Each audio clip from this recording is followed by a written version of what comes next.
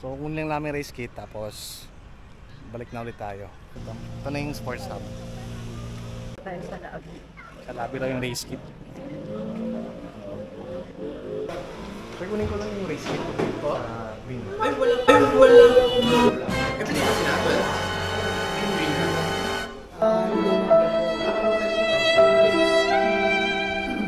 Okay, thanks. Morning guys. Hello. So, jogging ulit tayo dito sa Vermosa. Pero kunin ko yung race kit ko sa Vermosa Hub para sa fun run ng 10K dito rin sa Vermosa sa June 30. Estimatedly nasa 8 kilometers yun ng balikan. So ito yung start ng Vermosa. Tapos yung Vermosa Hub nasa dulo na yun eh. So hopefully makapag-vlog din tayo sa loob ng Sports Hub. Morning!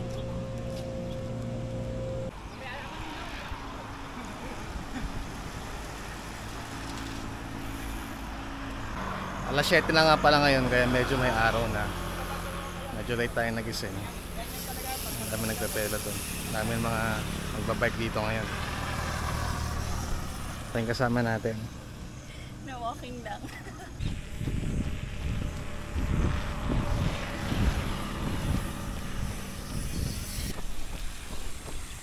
Morning. Para good morning. Para Sa may mga balak na mag-run, i-recommend ko na mag-cycling shorts kayo kasi para hindi magkiskisan yung balat nyo. Kasi ma-half day yun. Half day yun guys. Pawis yun na siyempre maalat. So chafing, alam ko chafing ang tawag niya sa English. Pero kung bago kayo sa running, mas okay na mag-cycling shorts kayo. Sinaantay natin yung partner natin. Ayun, ewan kung nakikita nyo guys. Bilis tumakbo oh. So ang ginagawa ko pala is tatakbo ako, mauna ako tumakbo tapos minsan binabalikan or naantay ko na lang siya. Ano, kaya pa? Hello. Meron pa tayong pang kilometer 2 pa lang namin. So meron pa kaming at least mga 6 kilometers. Bakit si Nadine Lustre kahit nagja-jogging, ang ganda niya pa rin. Marathon yata yun, no? Yung nagtatrend yung picture. Meron yung stopover para mag-makeup. Nakita mo ba yung lalaki kanina? Yung nauna sa'yo? Naka SEA Games na damit. Kasi baka naunahan ka niya.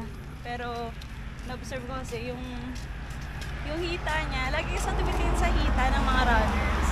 Malakas na yung mga ganun eh. Baka yung max effort ko, baka easy run niya lang. Kita mo yung pacing niya kanina. Oo. Very relax lang. Relax lang pero Oo. ang bilis eh. Ngayon na lang ulit ako naarawan ng ganito, yung morning sunshine. Kasi usually, nag-work pa ako ng ganitong oras.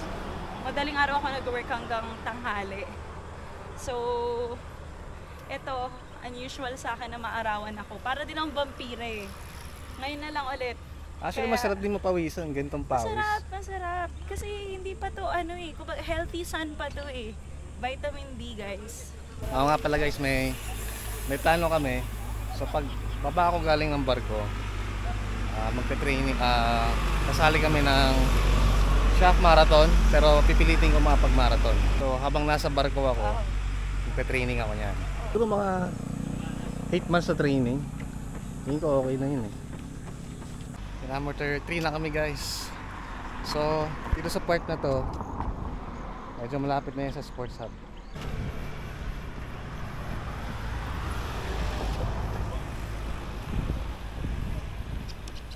Dito na tayo sa part guys na dito na nagtatambay mga siklista.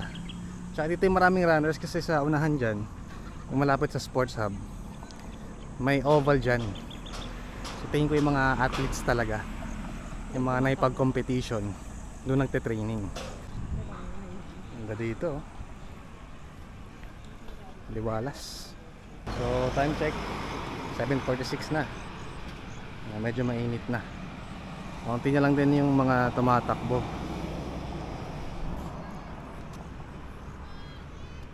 So kunin lang namin race kit tapos balik na ulit tayo. Ang ruta natin is kung saan tayo dumaan. papunta dito sa Vermosa Sports Hub. Ay yung football field ng Vermosa guys. Kaya mga bata Sabado eh. Ito na yung oval nila guys. Ito ang makakita ng mga athletes, yung mga nagte-training talaga for siguro marathon or events. Dito mo makikita yan. So ito na yung sports hub. Kaya punin natin yung race kit natin dyan. Ito na yung swimming pool. Grabe, gusto ko rin dyan. Gusto ko talaga mag-training.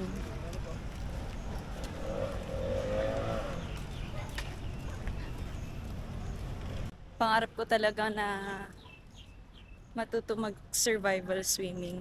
Yung parang intermediate swimming. Natuto naman kami dati sa school. Pero sa school kasi, limited strokes lang. Parang basic swimming lang siya. So, ako gusto ko talaga matuto yung legit na swimming. Survival, kahit itapon ka sa open water.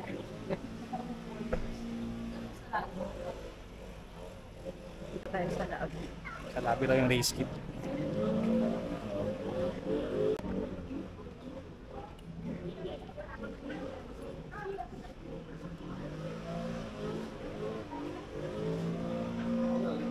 Ito yun, the green run.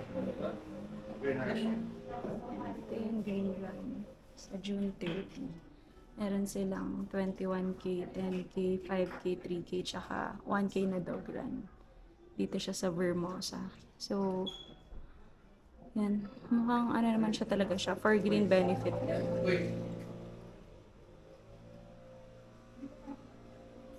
pala yung ano. Merchandise. Yung mga merchandise. So, nakabayad ka na ba? Magkano yung ano? Magkano yung 10K? 10K ba kinuha nyo o 21? 10K lang. 1,250 yan. Ba't hindi kayo nag-21? Half marathon? Parang training. Okay. So, sa pagbalik mo, galing barko, tingin mo ba, ipupush mo na yung full marathon? Push natin yan. Full marathon. Kasi nung... Subukan natin. O ano. Dati kasi nung nagpaplano ka ng Milo Marathon, yun malakas din yun, no? Sa Manila. Problema sa medical. Galing sa MOA. Sir, kunin ko lang yung race kit ko. Green. Ay, wala po. Mamaya po po, sir, 12. Mamaya ko yun. Every 12? Every day? Ay, hindi po. Ngayon lang po kasi tomorrow. Ay, wala po sa weekend. Everyday ba sila? 12? Alam ba? Yung green run. Okay. Teka na lang natin. Okay, thanks. 12 to 8 lang daw. Pero ayos lang, di naman na sayang punta natin, pag-jogging naman tayo. So bukas siguro balikan ko. Or sa Monday na lang, kasi sabi pala nila weekend. Pero balikan natin ng Monday para sigurado. Pabalik na tayo guys. So, yung daan natin papunta, ito yung pabalik. Nadadaanan natin. Yung race gate, balikan ko na lang sa Lunes siguro. Mga weekdays. Para sigurado. Pagod ka na? Hindi ako makalakad. Are we there yet?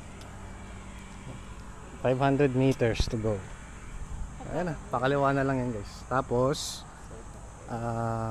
palabas tayo ng Vermosa. Tapos na rin tong kalokohang ginagawa namin na pagtakbo. Naka 8 kilometers tayo. Ba't ba tayo tumatakbo? Pagod na ako. Ano, may isang pabalik pa ba ulit? Papuntang Vermosa Sports Hub. Hindi ko na kaya. Ba't ka ba tumatakbo kasi? Kasi kailangan kong pumayat. I'm getting bigger and heavier. Kaya na naman pumayat guys. Pareho kami tumataba pag umuwi si Mark. Kasi grabe yung mga food trip namin. Pag dito ako sa Pinas, Oo, food trip kami lagi. food trip na pangmalakasan. Oo, mga ano, pares overload with only rice and only sabaw. Tapos 4 na kanin yung order. Tapos sa gabi ka pa kakain. Sa gabi may midnight snack namin. And Yung midnight, yung dessert namin, Angel's Burger.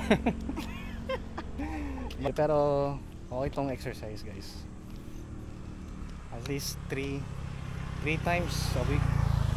Okay. lalo na with jowa. Medyo. Ito na guys. Palabas kami ng Vermosa. Yung first time niya makatapos ng 8 kilometers. Basta ang takbo nyo ng 8 kilometers ngayong araw. Tired. Bugbog.